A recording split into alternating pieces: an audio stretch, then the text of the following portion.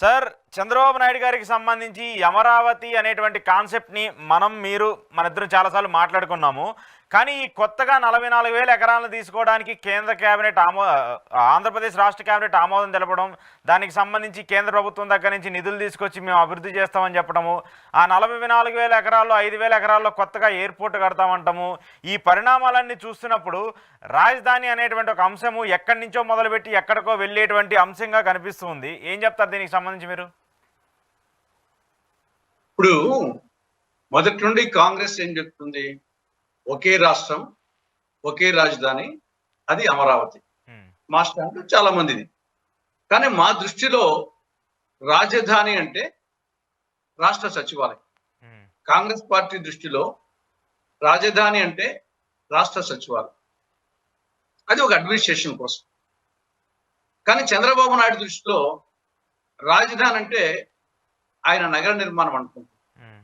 మా దృష్టిలో రాష్ట్ర సచివాలయం రాజధాని, దానికి అనుబంధంగా అసెంబ్లీ, హైకోర్టు, తర్వాత మిగతా రాజ్భవన్ అవి ఉంటాయి. మెయిన్ వచ్చేసి ఎక్కడ సచివాలయం, రాష్ట్ర సచివాలయం ఉంటుందో దాని రాజధాని అంటారు.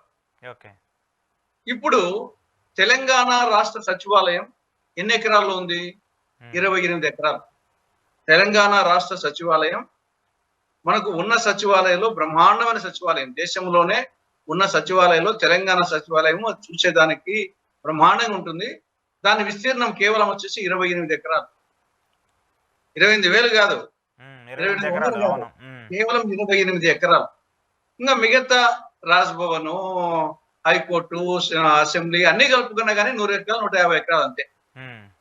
తెలంగాణకు సంబంధించి అన్ని కలుపుకున్నా కానీ ఇక్కడ ఆయన సచివాలయం కాదు, ఆయన నగరం నిర్మిస్తాను,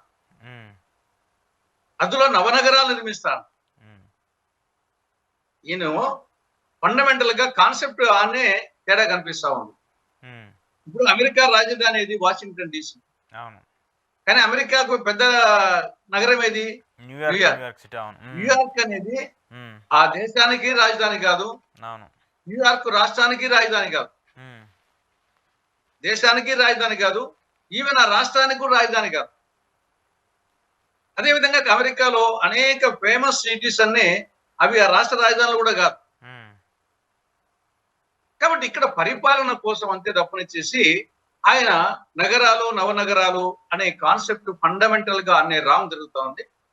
దానికి మీరు చెప్పినట్లు ఆల్రెడీ 33,000 ఎకరాలు రైతుల దగ్గర నుండి సమీకరించారు.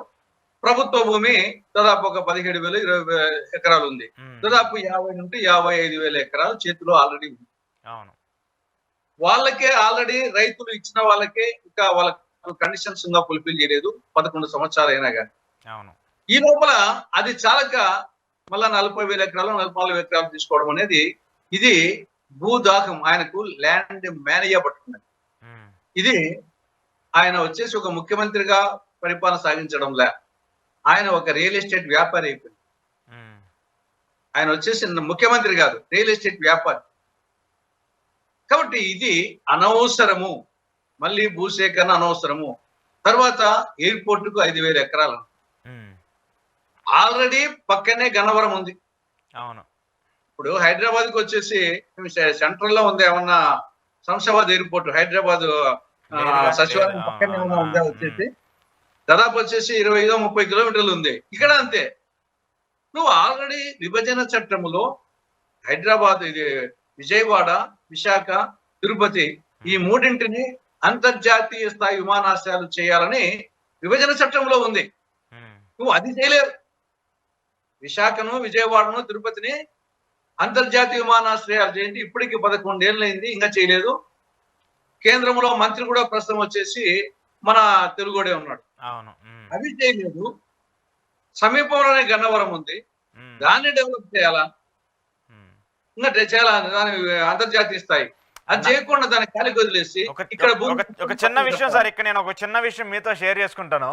ఇటీవల టీడీపీకి సంబంధించిన ఒక ఎమ్మెల్యే, సీనియర్ మోస్ట్ ఎమ్మెల్యే విజయవాడలో విశాఖ నుంచి విజయవాడకి రావడానికి కనీసం డొమెస్టిక్ ఫ్లైట్లు కూడా లేవు. విజయవాడ రావాలంటే హైదరాబాద్ వెళ్ళి హైదరాబాద్ నుంచి రావాల్సినటువంటి పరిస్థితి దుస్థితిలో ఉన్నామని చెప్పేసి టీడీపీకి సంబంధించిన ఎమ్మెల్యేగా ఉన్నటువంటి గంటా శ్రీనివాసరావు గారు డైరెక్ట్గా ప్రభుత్వానికి ఉద్దేశిస్తూ పోస్టులు పెట్టారు. అంటే డొమెస్టిక్ ప్లేన్లే విజయవాడలో నడిచే పరిస్థితి లేనప్పుడు మళ్ళీ దాన్ని 5,000 ఎకరాల్లో ఒక ఎయిర్పోర్ట్ కట్టి అంతర్జాతీయ దేశాలకో లేదంటే విదేశాలకో విమానాలు నడుపుతామంటే అసలు అది ఎంతవరకు సమంజసంగా మనం చూడాలి? ఇది ఖచ్చితంగా ఒక పిచ్చి తుగ్లక్ వ్యవహారం అంతే తప్పనిచ్చేసి దీంట్లో ఏమాత్రము రేషనాలిటీ లేదు. తర్వాత ఇది విభజన చట్టంలో సెక్షన్ 94 సబ్ సెక్షన్ 3 దీని ప్రకారంగా గ్రాంట్ ఇవ్వాలి కేంద్ర ప్రభుత్వం. ఇది చాలా స్పెసిఫిక్ గా ఉంది.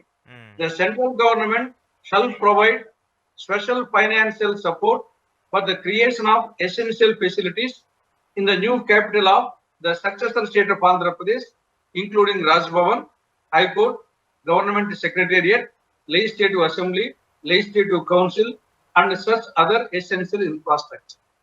ఇది విభజన చట్టంలో సెక్షన్ 94 సబ్ సెక్షన్ 3 కింద the central government shall provide special financial support.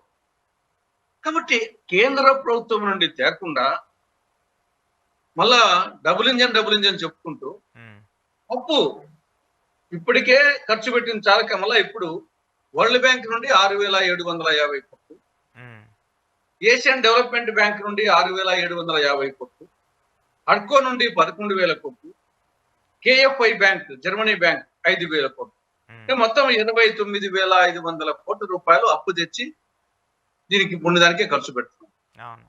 రాష్ట్రాన్ని ఇప్పుడే అప్పుల కుప్పైంది, మరింత అప్పు చేస్తున్నారు. ఇది ఒకటి. తర్వాత అంచనా, ఇది తెలంగాణ మొత్తం సచివాలయం వచ్చేసి దాని కాస్ట్ వచ్చేసి 616 కోట్లు. తెలంగాణ సెక్రటరియట్ ఖర్చు 616 కోట్లు. ఇది 2 years లో కంప్లీట్ చేశారు. 2021లో మొదలు పెట్టారు. 2023 రీసెంట్ గా ఎస్టిమేట్ ప్రకారం ఇస్తున్న రీసెంట్ అంచనాల ప్రకారమే కేవలం 616 కోట్లు 34/2023 దానికి ప్రారంభోత్సవం చేశారు.